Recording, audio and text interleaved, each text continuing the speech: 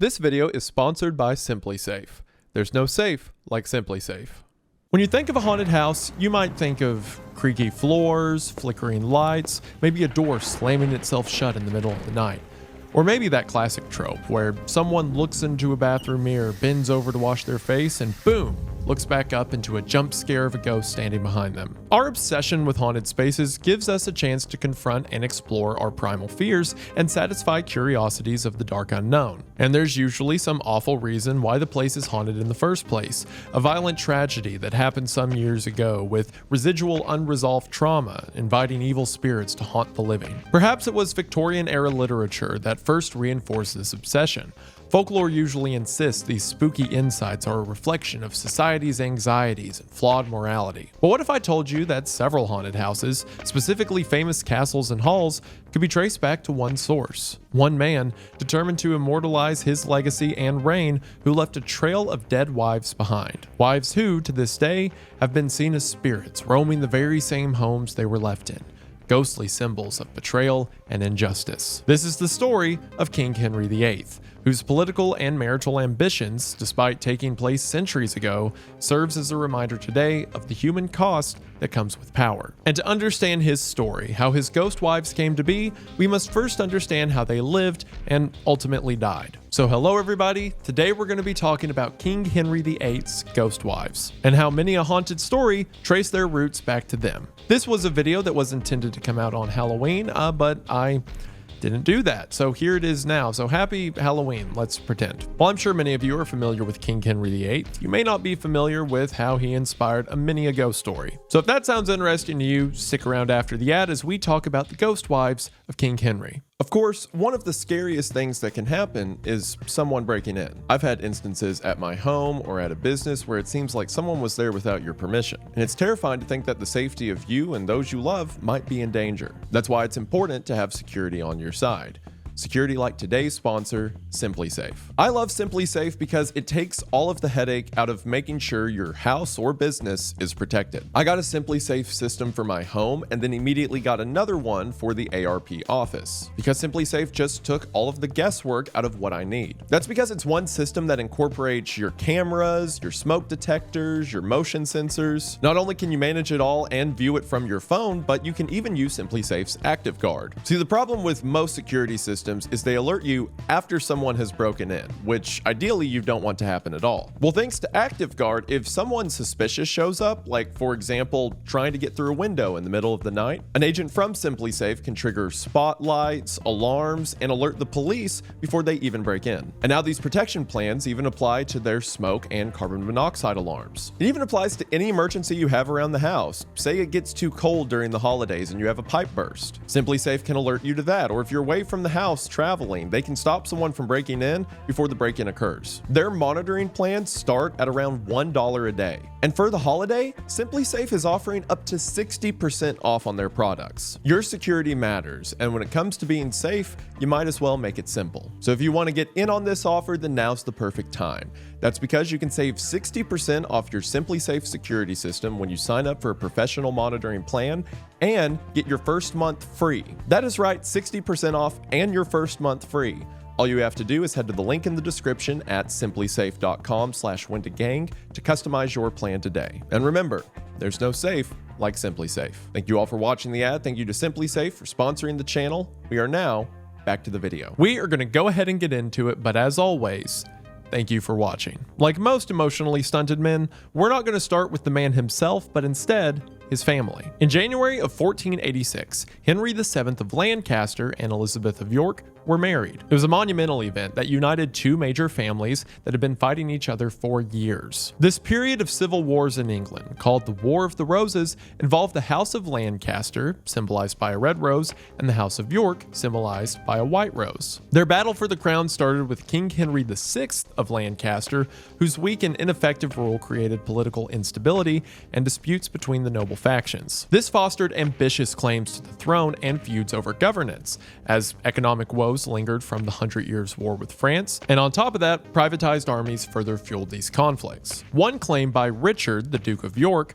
followed by his son Edward IV, led to brutal battles, including the Battle of Towton in 1461, which was, quote, probably the largest and bloodiest battle on English soil. Basically, the whole region was still in recovery from its war with France, and a bunch of rich families were able to hire private armies to carry out their campaigns. But it would be at the Battle of Bosworth Field in 1485, when Henry Tudor, who would later go on to be known as Henry VII, that a battle would occur that would end the War of the Roses. There, Henry VII defeated the last Yorkist king, and thus began the Tudor dynasty. Henry's marriage to Elizabeth of York not only united the warring houses, but ushered in an era of political stability and centralized royal authority in England. The Tudor monarchy helped take England from medieval factional warfare to a period of religious reform, exploration, discovery, and a cultural renaissance. Even if, he had to kill Elizabeth's family member to take that throne, now they're married and everyone has one king, so good, right? Well, Henry VII and Elizabeth had two sons,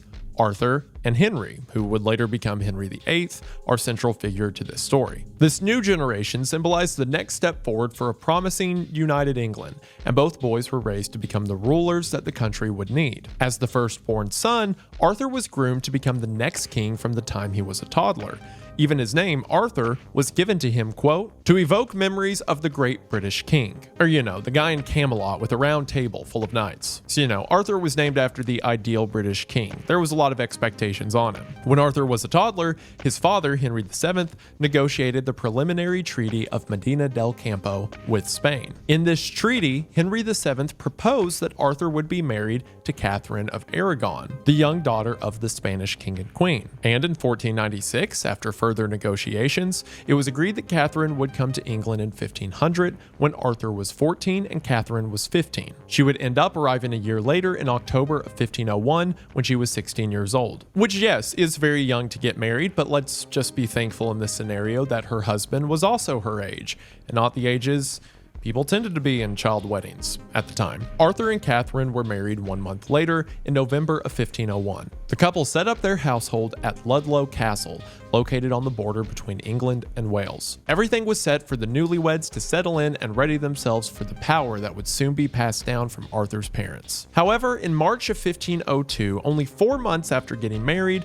Arthur fell ill. We're not sure exactly what to. Possibly tuberculosis, possibly the plague, or the dreaded sweating sickness that ravaged Tudor England during this time. While the exact cause remains unknown, theories suggest it could have been a type of influenza or a hantavirus, which came from rodents. And unfortunately for Arthur and the Tudor family, he died a month later on April the 2nd, 1502. Now, there's varying reports on whether Arthur was sickly his entire life and hit a final wall shortly after being married, or if he had been healthy and very suddenly died of his illness. Speculations of him being murdered most likely arose, but historians agree that disease is what caused Arthur's death. However, if Arthur was a sick child and weak his entire life, it would make sense for the royal family to lie to the public about the medical state of their future king, especially since Arthur was a symbol for England's bright future for a peaceful and flourishing England post-War of the Roses. Regardless, his young bride Catherine was now left a teenage widow in a foreign country. However, despite Arthur being dead, both England and Spain wanted to continue their alliance through marriage. So, the kingdoms agreed to have Catherine remarry Henry VIII once he was of age. And since Arthur's dead, Henry VIII is next in line for the throne. But in addition to Arthur's mysterious illness, rumors soon emerged surrounding his marriage to Catherine. Firstly, Catherine insisted that she never consummated her marriage to Arthur. We'll get more into this later as it relates to her marriage to Henry VIII, but her claim is especially important under Catholic law, at least, Catholic law at the time. Under this law, if Catherine did consummate her marriage to Arthur, that would make Catherine and Henry VIII brother and sister, and their subsequent marriage would be considered incestuous, invalid, and gross. For those that don't know, around this time, it was very important in royal courts that newlyweds do the deed. The marriage was not considered valid or consummated until the two Because of that, if Catherine's saying that they never consummated the marriage, then that effectively means they were never married. Meaning her and Henry VIII aren't siblings and can therefore get married and the alliance between the nations still be on. You can decide for yourself if you think they consummated the marriage or not based on these reports from the actual wedding night, which are, if nothing else, amusing. First of all, both Katherine and Arthur would have been put to bed in a very public ceremony. There would have been people to help Arthur prepare for bed and see that he was properly situated with his new wife. Even the Marquess of Dorset reported recalling that Arthur had gotten into bed beside Katherine, who was, quote, lying underneath the coverlet. Oh yeah, I forgot to mention. For marriages as important as this one, there would probably be someone there to witness the conjugation. More than likely multiple people to prove that, the marriage is actually valid and all, which is funny until you remember that these were 15 and 16-year-olds. And then it is once again gross. In the book 6 Wives, writer David Starkey describes how the newly married couple had been accompanied by a third party. Quote, "What happened then, only God knows. The herald, a strictly contemporary witness, assumed that nature had taken its course, and thus these worthy persons concluded and consummated the effect and complement of matrimony." According to one witness, the morning after his wedding night, Arthur asked one of his servants to fetch him a cup of ale and said, quote, "For I have been this night in the midst of Spain." I bet he thought it was really funny for that one. Later, Arthur also openly said, supposedly, quote, "Masters, it is a good pastime to have a wife." That sounds so much like, he was 15, right? That sounds so much like a 15-year-old who hooked up for the first time. And a lot of scholars agree, considering Arthur was saying this very loudly to anyone that came around, that the prince might have been overcompensating, covering up the fact that he did not consummate his marriage. And as the witness who was described earlier left and just assumed that the consummation had happened. So there's a good chance that Katherine was right and the marriage was never actually consummated. Whether or not Arthur did in fact do the deed, it would be very easy for the people surrounding the royal family to lie about what they heard. And also, let's keep in mind, Arthur was only 15 at the time. He wouldn't be the first nor the last teenage boy to lie about his performance and experience in bed. And let's also keep in mind that these were 2 kids who were put into this situation against their will on behalf of giant empires across the world. Maybe they just didn't want to do it. But there is one folktale that sets the tone for the woes to come. In September of 1501, before Arthur married Katherine, he visited Haddon Hall in Derbyshire. After a day of hunting, he went for a walk along the riverbank, eventually making his way toward the village of Hassop. As the evening went on, Arthur paused to rest by an old stone cross, and as he rested, a ghostly form of a woman appeared to him, dressed in white, who told him that he would marry a foreign bride and that the girl would soon be a widow. With that, she vanished, leaving Arthur to return to Haddon Hall, only to be informed that his intended Spanish bride had finally arrived in England. Now, there's many variations to this story. Some have Arthur sleeping, his encounter with the woman happening in a dream. Others place the events happening within the grounds of Haddon Hall itself. Quote, "There's also variations on Arthur being told of Katherine's arrival or merely that he was to be married, but they all contain the same thing. A ghostly woman telling Arthur of his impending fate. When Arthur passed away, Prince Henry, his brother, was still a child, less than 11 years old. So naturally, as soon as Arthur was dead, he spent the rest of his childhood preparing for the throne. Katherine, meanwhile, lived on a, quote, limited allowance and later sporadic payments from the English royal family. Her father, Ferdinand, did not fully pay her dowry, or the traditional payment from a bride's family to the groom, to Arthur. And since she now was not to be married until Henry was of age, this meant that Katherine could not claim money from Arthur's lands to support her household. So the Spanish princess wrote home to complain about poverty, isolation, and mistreatment. And Katherine's treatment during this time was not incidental, as changing politics meant her arranged union to Prince Henry was not a done deal. Katherine's mother, Queen Isabella, died in 1504. This was obviously a personal tragedy for Katherine, but was also a threat to peace in Spain. The uncertainty, coupled with Katherine's unpaid dowry, caused Henry VII to consider other candidates for his son's future queen. As a result, quote, Katherine grew frustrated. In 1507, she told her father that she and Prince Henry were being kept apart. By 1508, plans were made for Katherine to return to Spain. But unfortunately for young Katherine, she would never step foot in her homeland again. That's because Arthur and Henry VIII's father, King Henry VII, died on April 21st, 1509. So at only 17 years old, Henry VIII ascended to the throne, and quote, within days of his father's death, Henry chose the 24-year-old Catherine of Aragon as his queen. Now, some historians claim that the political play of a Spanish alliance with Catherine's powerful and well-connected family was too good to pass up, and that Henry was just honoring his father's dying wish. And according to the historic royal palaces, quote, other historians believe that the new king was actually in love with the strong-willed and intelligent princess. Either way, as for the new king, when Henry ascended the throne, he, quote, promised England the joys of spring after the long winter of Henry VII's reign. Henry proved to be the hotter and smarter brother, as he, quote, excelled in book learning as well as in the physical exercises of an aristocratic society. At 6 feet tall, he was powerfully built and a tireless athlete, huntsman, and dancer. And, unlike his brother, he had a pulse. Publicly, Henry VIII had all the makings of a perfect partner for the young widow. And she said that her and his brother never consummated the marriage, so real convenient they're not siblings. The two married on June 11th, 1509, and were devoted to each other for many years. All was well. In fact, Henry trusted Catherine to act as regent while he was fighting in France. This meant Catherine was temporarily in charge and could rule on behalf of her husband. During this time, she successfully managed the kingdom and mobilized troops to defeat an invading Scottish army at the Battle of Flodden in 1513. And it was in this battle that the Scottish king, James IV, was killed. Catherine even left her safe haven of London to, quote, ride north with over 1,500 sets of armor for her troops. Once defeated, Catherine reportedly sent the Scottish king's bloodied cloak to her husband, Henry. Quote from the historic royal palaces, she wanted to send James's body too, but remarked that, quote, our Englishmen's hearts would not suffer it. So not only did he seem to trust her, but she led a successful defense and killed the enemy king, and then sent the war trophy to her husband. That is, by medieval English definition, hot. Actually, that's hot to me today, too. While Catherine's prowess as a leader and partner to Henry VIII was without question, she still had one duty left to fulfill as queen: provide her husband with male heirs. Between 1510 and 1518, she suffered multiple stillbirths and miscarriages.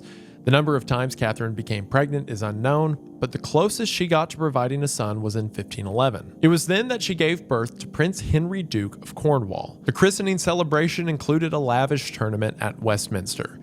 But sadly, the baby died at just 52 days old, leaving the royal couple devastated. In 1516, 5 years later, Catherine gave birth to Princess Mary, who would later become Mary I.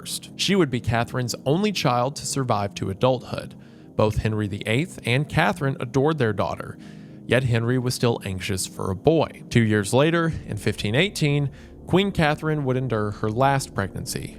The child, a daughter, did not survive. It's most likely that this final stillbirth may have been the breaking point for Henry and Catherine's relationship. The king was known to have affairs, notably with Lady Elizabeth Blount, with whom he had an illegitimate son in 1519, Henry Fitzroy. The affair began around 1514, and Blount was a young maid of honor at court when she caught Henry's attention. The affair lasted several years, which was long compared to the king's other infatuations. As for Henry Fitzroy, King Henry VIII not only recognized him, but gave him the title of Duke of Richmond and Somerset, something rare for a child born out of wedlock. The affair ended soon after the birth of their son, and Blount ended up being married off to someone else, most likely because she had lower noble status. This public acknowledgement was important and set a precedent for the king's actions to come, as it showed that he was capable of fathering a healthy son. And the reason for not producing a legitimate male heir with Queen Catherine was the fault of the queen, or at least that was the idea. However, this affair paled in comparison to what was coming next. Anne Boleyn arrived at the royal court in 1522 as one of Catherine's ladies in waiting. Essentially, she was one of the queen's female personal assistants who helped with dressing, personal care, and managed her correspondence. Anne was raised and educated in the Netherlands and France, the latter of which saw her develop a strong interest in literature, music, art, and religious philosophy. Her views on religious reform would be instrumental in her later relationship with Henry VIII. When she arrived in England, Anne was described as being elegant, young, and intelligent. Henry was almost immediately obsessed with her, but Anne was not just another mistress. She turned down numerous advances from the king, quote, either for her virtue or in pursuit of her own or her family's ambitions. Instead, she held out for the possibility of marriage. So naturally, being the horn dog he was, Henry turned his attention to Anne's older sister, Mary Boleyn, who was also one of Catherine's ladies-in-waiting. The affair lasted somewhere between 1522 and 1525, and it's widely believed that Mary's daughter, Catherine Carey, was Henry's illegitimate child. But since Henry would never claim the child nor take Mary as his wife, we don't know for sure. The affair was only acknowledged because of Henry's own admission in a letter to Catherine. As for Anne, she knew that Henry was desperate for a son, so it's possible that Anne rejected him at first to ensure that she could become queen. But with Catherine at Henry's side, it seemed impossible. In order to marry Anne, Henry would first need to end his marriage to Catherine, which was very difficult to do during this time. Divorce was not only extremely rare, but formerly separated couples were not allowed to marry again. What Henry would need was a statement from the Pope that confirmed his marriage to Catherine was invalid. In other words, Henry needed an annulment. Once this was granted, the king would not only be rid of Catherine, but any children he would have by Anne would be legitimate heirs to the throne. Remember earlier the big question regarding Arthur and Catherine's marriage? Did they in fact do the deed? Well, that was the main argument behind Henry's case. He fixated on Catherine's marriage to Arthur and whether she had even consummated their relationship. Deep examination into his brother's supposed sex life would be incredibly weird for most people, but it was entirely on the table for Henry. If Henry could just prove that his dead brother Arthur had actually had sex with Catherine, then he could argue he married his own sister and was therefore guilty of incest, which is considered a serious sin in the church, and also, once again, seriously gross, and considered seriously gross by me. This would then make Henry's marriage to Catherine illegitimate, despite the Catholic Church allowing the union to happen. So in other words, if Henry can prove that Arthur slept with Catherine, it would make his current marriage retroactively null and void, which, loving husband and whatnot. Henry had Cardinal Wolsey appeal to the Pope on his behalf, but Catherine would not go quietly. She was the Queen of England and deeply believed that the throne was her divine duty, as was her promise to God to be Henry's wife. More so, Catherine wanted to protect her daughter Mary from being declared illegitimate, which would happen if the marriage was considered null. If not already evidenced by her leadership qualities as a regent, Catherine was a, quote, proud and intractable woman who would carry on war against him for her child. She had very powerful allies and appealed to her nephew, the Holy Roman Emperor Charles V, to support her case to the church. In 1529, she appeared in court at Blackfriars in front of her husband and two cardinals, one of whom was Thomas Wolsey. It was here that Catherine fell to her knees and publicly swore that she had never consummated her marriage to Arthur and that she had been Henry's true wife since their relationship began 2 decades ago. After years of investigation, Henry's case was finally settled. He lost, as the Pope refused to grant the annulment.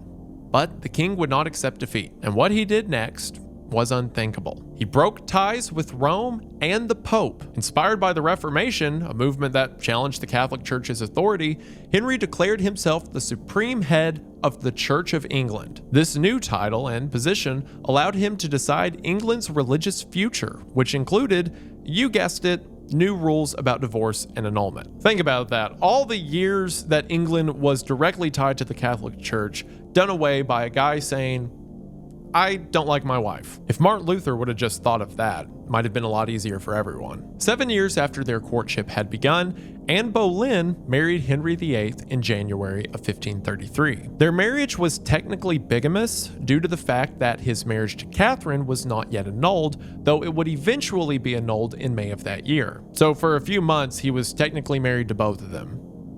But I mean, he's making up his own rules at this point. As soon as it was, though, Anne was escorted by river to the Tower of London, where she prepared for her coronation in the royal apartments. Remember this Tower of London location for later. She then traveled to Westminster, where she was crowned queen on June the 1st, 1533. Also, because who cares at this point, Anne was also 6 months pregnant at the time. Henry and Anne's first child, Elizabeth, who will eventually be Elizabeth I, was born in September of 1533. See, it's confusing because eventually these people get names like the first, the eighth, the terrible, the great, whatever. When they're a baby, they're just first name. I mean, it'd be kind of rude if you had a kid named Ivan and you were just like, the terrible, which to be fair, would probably make him terrible. In her new role as queen, and defended her husband's new religious and political policies by helping gather a new team in the court, which included Thomas Cromwell, the newly appointed chief minister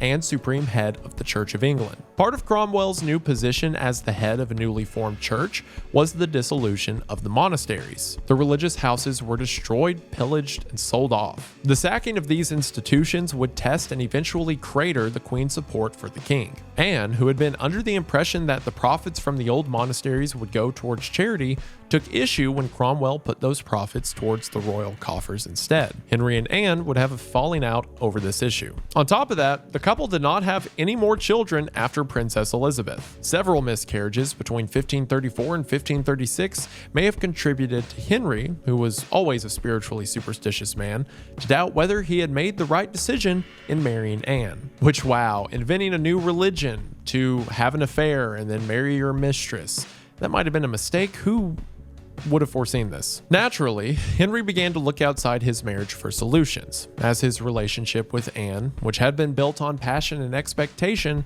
was now turbulent. Historians are divided on what actually transpired, but here's what we do know. We know that Henry went to Cromwell, again the head of the Church of England, and asked for a way out of the marriage. We know that Cromwell then devised a scheme to falsely accuse Anne of adultery. Cromwell placed spies in Anne's court and questioned her servants, which helped him gather information he would later use against her. During this, someone known as Lady Wingfield reportedly confessed on her deathbed that Queen Anne was not chaste. In other words, having affairs. And another woman at court said that her own unfaithful behavior to her husband was due to, quote, following the Queen's example. This hearsay was sufficient enough for Cromwell to begin the judicial process, and on April 24th, 1536, Henry signed a royal commission of oyer and termina, which meant hear and determine. The commission consisted of nobles, officers of the royal household, and 9 judges, assembled to decide if there was enough evidence to indict the Queen. The commission, which was headed by Cromwell, of course, included the Duke of Norfolk, who was Anne's uncle, as well as Thomas, Earl of Wiltshire,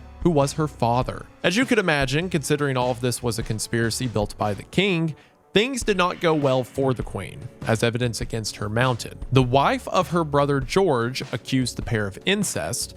A musician, Mark Smeaton, was arrested and confessed to having committed adultery with her. Sir Henry Norris, one of Henry's most trusted servants, was accused but refused to admit adultery with Anne and was subsequently arrested. Regardless of whether the evidence was real or not, the result was the same. On May 2nd, 1536, Anne was arrested and taken by barge to the Tower of London. Quote, a sham trial filled with Anne's enemies found her guilty, and she found herself a prisoner at the Tower of London in the same royal apartment where, just 3 years before, she had awaited her coronation. On top of that, the punishment for her treason was execution. That is right, execution, because people said you cheated on your husband. This was unprecedented for a queen. I mean, you're executing the Queen. Henry VIII and Cromwell made sure that it was carefully managed within the walls of the tower, rather than at the public execution sites outside. However, there would still be a substantial crowd of courtiers and tower officials present for the event. She awaited her execution. It was clear that the trial wore Anne down.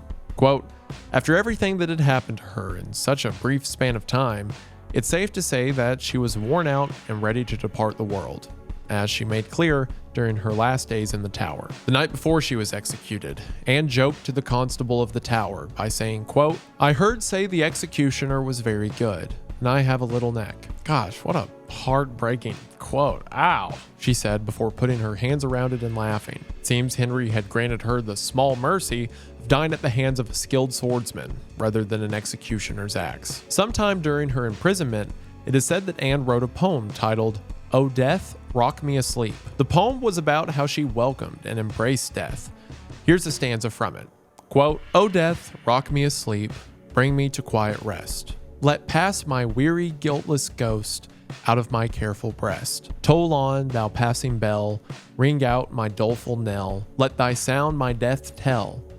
Death doth draw nigh, there is no remedy. According to a letter written by someone present at the execution, and wore a white cape that was furred with ermines, which was an important statement to emphasize her rank as queen. Another report indicated that she wore a red kirtle, or a long gown or tunic. Red was the color of Catholic martyrdom, so it's possible she was also stating her innocence during her final breaths. In those last moments, Anne was dignified and composed. She wished to speak to the people and promised to speak on good words. She said, quote, "Good Christian people, I am come hither to die, according to law, for by the law I am judged to die, and therefore I will speak nothing against it. I come here only to die, and thus to yield myself humbly to the will of the king, my lord. And if, in my life, I did ever offend the king's grace, surely with my death I do now atone." Which, regardless of which account's true, if she was wearing red or she was wearing white, it points out the contradiction in her speech, saying she deserves this, she won't speak ill of the law, but her clothes are that of a queen or a martyr. Obviously, it seems starting up an affair with a king while he was married to Catherine isn't great, but that in no way is justification for the horror she's now facing. But of course, facing death upright is powerful in its own right. Anne went on to ask the people to pray for the life of the king, calling him, quote, "one of the best princes on the face of the earth, who has always treated me so well that better could not be." Then she asked for the world to pardon her for her accused sins. While we don't know for certain if her words were laced with a bitter irony, Anne was also probably considering the safety for her infant daughter, Elizabeth, fearing if she said too much against the king, her daughter may pay the price after her death. Anne's ladies in waiting helped prepare her for her death. She thanked each of them for their service and asked them to pray for her soul. She also forgave the headsman and handed him the sack of coins that was his payment. She was then ordered to kneel and say her prayers. The execution was quick. Traditionally, the headsman would hold up the victim's head and yell, quote, "So perish all the king's enemies."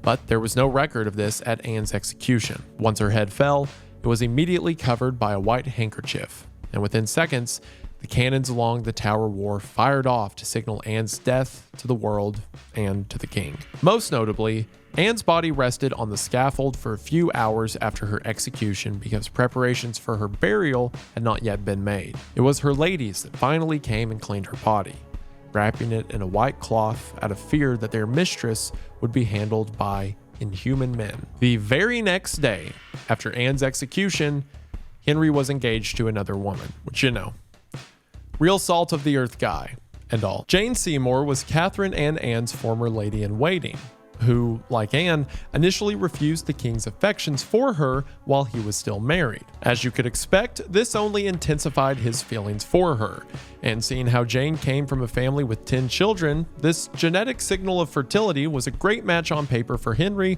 who was still hoping for a son. Jane was aware of what had happened to the two prior queens. One having a new religion created to get rid of, and the other one being gotten rid of by an ex. So she was much more meek and submissive than Catherine or Anne. One report said that Jane begged Henry to restore the monasteries he had dissolved not long before, but Henry told her not to meddle and, quote, not to forget what happened to the last queen. It's really cool the king can just threaten to murder his wife. And everyone's like, God save him and whatnot. What's a British word? Posh. The king is so posh. I don't even know if that word applies. However, unlike Catherine and Anne, Jane gave Henry what he wanted. And on October 12, 1537, she gave birth to a son that would grow up to be King Edward VI. But his birth was not without complication and hardship. Jane was in labor for 2 days and 3 nights. The baby was born healthy, but it cost Jane her life. She passed away 12 days later at only 29 years old, having been married to Henry for only a year and a half. Differing reports from historians have stated that Jane's cause of death could have been from an infection from a retained placenta, a puerperal fever, or a pulmonary embolism. Since, the king didn't kill this one, Jane was the only wife of Henry VIII to receive a queen's funeral. And it was Jane that the king chose to be buried alongside him when he died. Supposedly because she didn't live long enough to make him mad. And also, he liked the whole son thing. After her death, Henry had to face the music that was made from his own hand. Since Henry had broken from the Roman Catholic Church, the religious split left England vulnerable against a new alliance that was forming between Catholic France and Spain. Henry hoped that marriage would once again strengthen his position by allying with other countries that also challenged the Pope's authority. The task of royal matchmaking went to Henry's chief minister, Thomas Cromwell, because of course he's still around, who found a worthy candidate in Anne of Cleves. So yes, another Anne. Like England, Cleves was a, quote, Catholic state open to religious reform. So because King Henry wanted to get divorced, he made enemies of anyone that was still allied to the Catholic Church, which was most of Europe. So he better start making friends or wives fast. The matchmaking began after Henry saw a portrait of Cleves, and she was soon sent off to England from Dusseldorf being the place she was born. However, their union was doomed from the start, mostly because, major red flag, Anne of Cleves only spoke German, while Henry only spoke English. So the two of them couldn't communicate. I know a lot of people make jokes about guys just thinking with their pants, but then there is thinking on behalf of an entire empire and future generations in your country with your pants. To the degree you see a pretty portrait of a woman, who cares if you can ever speak to her? Let's have a royal wedding and join our two empires together, because I thought she was hot. To make matters worse, Henry made a terrible first impression, if you could believe it. Upon their first meeting, Henry dressed in disguise so that the two of them could experience love at first sight. What? But Anne didn't recognize him and consistently kept pushing him away. What he had thought to be a romantic, chivalrous first meeting turned into the opposite of whatever a meet cute is. Naturally, Henry was insulted and went off to his man Cromwell to complain, saying that he didn't want to marry her anymore. Cromwell told him that to reject her now would ruin the alliance with the Cleves, so Henry went through with it anyway. Dude is so full of himself and has so many yes men that he assumed if he wore normal clothes, she would fall for him, not knowing him to be the king, and that she would then choose to put away the alliance she was going to do by marrying the king to instead marry this peasant who's actually the king. This guy had to be insufferable to talk to. However, Cleves and Henry did not consummate their marriage. The new queen reportedly asked Cromwell for advice in the following months, but Cromwell refused to see her out of fear of upsetting the king. The marriage wouldn't last long, and it was annulled barely 7 months later. But because they didn't speak the same language, Cleves didn't even realize what was happening until 3 days beforehand. Understandably, she was terrified for her life, knowing what had happened to Henry's previous wives. But she was reassured that she would not be getting the same treatment. Instead, Henry offered her a deal. If she remained in England, she would be granted the prestigious title of the king's sister. It is amazing this man was not assassinated. Cleves accepted the offer and was bestowed with vast amounts of property, including Henry VII's Richmond Palace and later Hever Castle, which was the former childhood home of Anne Boleyn. Cleves also received an annual income of 500 British pounds, as well as revenue from several estates. She was also allowed to keep all of her dresses and jewelry, and quote, she eventually wrote to her family to assure them she was safe and would not be returning. In her final gesture as Henry's wife, Cleves returned her wedding ring and asked that it be broken into pieces, quote, as a thing which she knew of no force or value. So with Henry back on the hunt, he turned his sights where his sights were always turned, towards his former wives, ladies in waiting. Katherine Howard was a teenage lady in waiting for Anne of Cleves and was first cousin to Anne Boleyn. This man loves just repeating names, doesn't he? Henry's interest in Howard was known throughout the court, with one observer noting that the king, quote, crept too near another lady, and Anne of Cleves herself complained that her new husband was attracted to Howard, although once again she spoke German, so no one cared. 3 weeks after he annulled his marriage to Cleves, Henry and Katherine got married. Coincidentally, the wedding also happened to take place on the same day that Thomas Cromwell was executed for a rumor that he had plotted to rebel against the king. What a romantic start to a honeymoon. Despite his obsession with producing male heirs, Henry and Katherine Howard never had any children. Sadly, because he can't help himself at this point, Katherine was found guilty of infidelity. But it was far from a matter of cheating. The men she was accused of engaging with were widely known sexual predators that most likely coerced her one way or another. The men who took advantage of her included Henry Maddox, her music teacher, Francis Dereham, a secretary to the Dowager Duchess, and Thomas Culpeper, who happened to have been a distant relative to Howard by her mother's side. Upon being confronted with the truth about Howard's past, the king fell into a deep depression from which he never fully recovered, which is incredibly dramatic. Which, yeah, under normal circumstances, if you found out your wife was cheating, that would be devastating. But dude, you have had so many at this point, and also you were already attracted to this one while you were married to the previous one, and you were attracted to that one while you were married to the one before that, much less the fact that she might have been forced into these positions. Upon being confronted with the truth, Katherine Howard was 18 years old when she was executed for her adultery and treason. And as a result, a bill was shortly passed after which, quote, stipulated any future queen who failed to disclose her unchaste past would be guilty of treason. Oh yeah, it's not even a past as in a past to this marriage, it's a past as in before you were married. That makes it all the more absurd. You found out your fifth wife had slept with someone else, so you kill her? History is so weird. Are you telling me no one wanted to kill this guy? Or no one tried? It's gotta be a British thing. You all need to get it together. The people she was accused of sleeping with, Francis Dereham and Thomas Culpeper, were also executed, and their rotting heads were likely hung up near the Tower of London, where Howard's execution took place. At 50 years old and afflicted with various ailments, Henry VIII was reaching the end of his life. Still focused on producing heirs, he realized he needed a wife who would care for him in his old age as a consort and companion. In contrast to the teenage Katherine Howard, 30-year-old Katherine Parr was an older and experienced woman. Parr would be the last of Henry VIII's 6 wives, and caught the attention of the king as a friend of his daughter, Lady Mary. For those keeping score at home, this Lady Mary was the daughter of Henry's first wife, Catherine of Aragon. Parr and Henry married on July 12, 1543, at Hampton Court Palace. Although she was not as meek as some of her predecessors, she was not as bold as the first Catherine. She had believed in seeing Protestant reform in the Church of England, but many church leaders considered her views to be heretical. She often enjoyed debating her husband about reform, possibly even in an attempt to persuade him. But Henry became annoyed and shared his frustrations with conservative Bishop Gardner. The bishop jumped at the chance to quash any notion of reform and implicate Parr in heresy.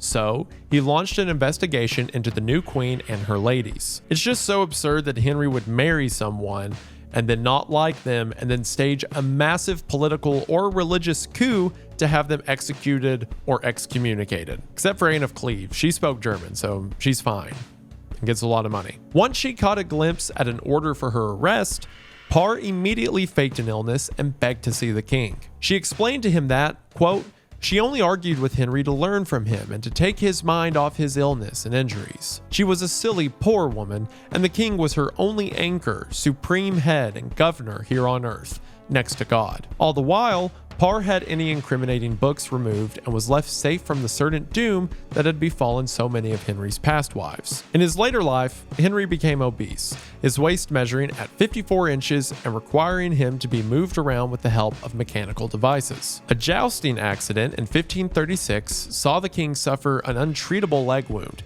and as a result, the chronic wound festered and became ulcerated. And finally, on January 28, 1547, Henry VIII died of natural causes in Whitehall Palace on what would have been his father's 90th birthday. It's easy to forget Henry's 6 wives, 3 who shared the same name, but they made their presence known and immortalized their own legacies, connecting their corporeal being to the places that imprisoned them. One of the longest living of these was Henry's first wife, Catherine of Aragon, who saw her husband last in July of 1531. Banished from court and forbidden from seeing her daughter Princess Mary, Catherine was moved from house to house from 1531 until 1536, where she was gradually stripped of her friends and servants. Henry did this to isolate her from potential allies, as Catherine had been queen for over 2 decades and still had significant support. I mean, as mentioned, she helped lead the military against the Scots. It was on May 23rd, 1533, that her marriage to Henry was finally annulled, but she would not bend, refusing to accept Henry's new church, new wife, or her new title. 1 year later, Catherine was moved to Kimbolton Castle, where she continued writing to her allies, expressing concern for her daughter. Despite her deteriorating health, Henry forbade Mary from visiting her mother. Catherine's Spanish allies begged Henry to let them see her. While some were granted permission, others went to Kimbolton behind his back. And on January 7th, 1536, Catherine of Aragon died at 50 years old. Henry and Anne were reportedly relieved of the news, and it was suggested that Catherine was poisoned by Anne, by Henry, or both. However, while being prepared for her burial, it was discovered that Anne's heart was discolored with a black growth, perhaps a dark symbol for what she had endured, but realistically, she probably suffered and died from cancer, hence the black growth. Catherine was buried at Peterborough Cathedral, and her last words to Henry in a letter were, quote, "For my part, I pardon you everything. I make this vow that mine eye desire you above all things." She signed it, Catherine the Queen. Which I guess it's true then that throughout all of history, baddies have been falling for men far below their pay grade. Tragic. Today, Catherine's ghost is often sighted at Kimbolton Castle, the site of her final confinement and death. While she was still alive, Catherine limited herself largely to one chamber, quote, where her ghost has supposedly been seen, though it has also been sighted walking along the inner gallery.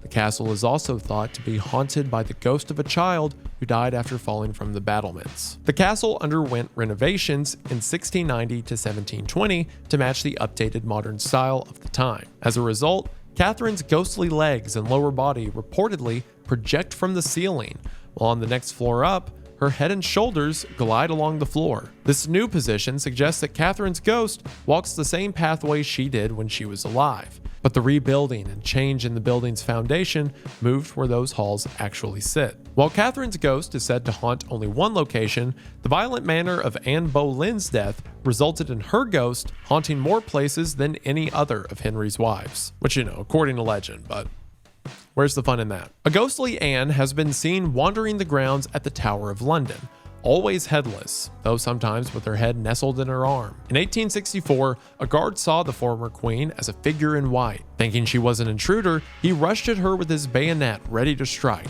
but instead of hitting flesh, the guard went straight through her.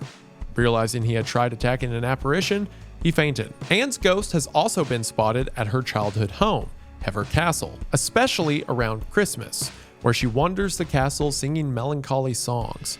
She's often seen on Christmas Eve, crossing the castle's bridge over the River Eden, and onto where Henry VIII first courted her. Another site that Anne's ghost is said to haunt is Blickling Hall, which belonged to her father, Thomas Boleyn. In rather dramatic fashion, a headless Anne apparently arrives at the hall on the anniversary of her death in a carriage drawn by a headless coachman. It's also believed that Thomas Boleyn haunts Blickling as well.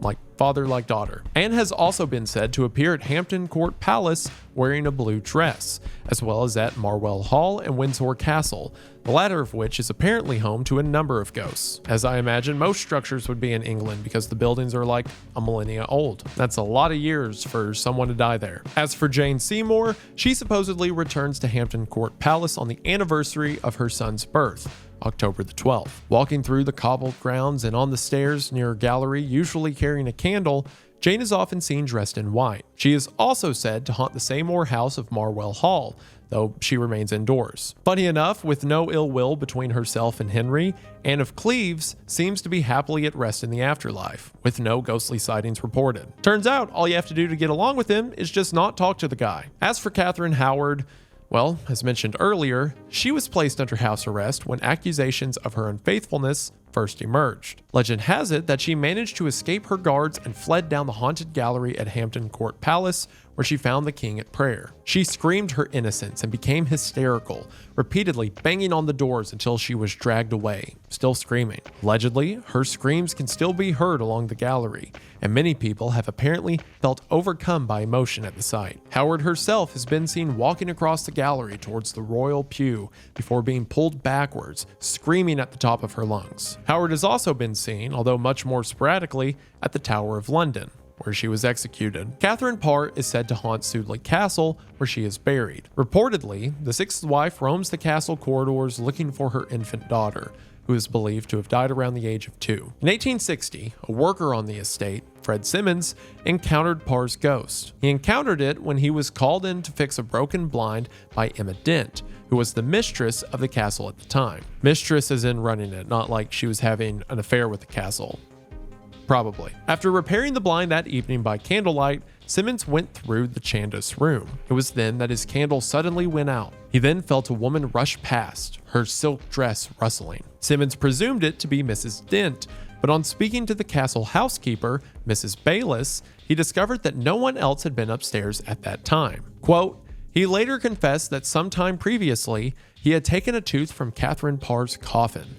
Writing in his notebook, he said, quote, could it be so that the ghost of Katherine was permitted to roam over those old precincts, making night hideous, and to fill with awe those who have been guilty of robbing the dead? Perhaps unsurprisingly, his wife soon urged him to return the tooth to the coffin, which, you know, even if you don't think you're haunted, probably don't steal body parts from a coffin. As for the big man himself, Henry VIII was buried in St. George's Chapel at Windsor Castle. His ghost is said to haunt both Windsor Castle and Hampton Court.